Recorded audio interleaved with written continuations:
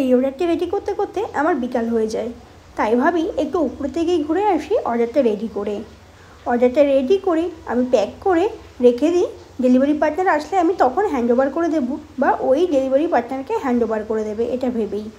তারপর আমি ছাদে চলে যাই, কারণ ছাদে কিছু কচুরলতি হয়েছে, বেগুন হয়েছে, তোমাদের ছাদ বাগানটা একটুখানি ঘুরে ঘুরেও দেখবো তার জন্য।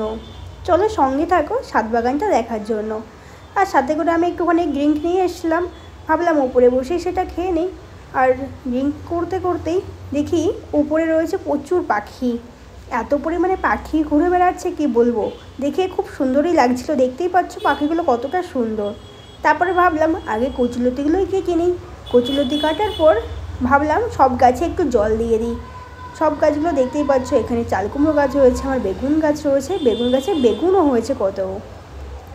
সব গাছ ভালো করে দেখার পর সব গাছে জল দিয়ে দিই।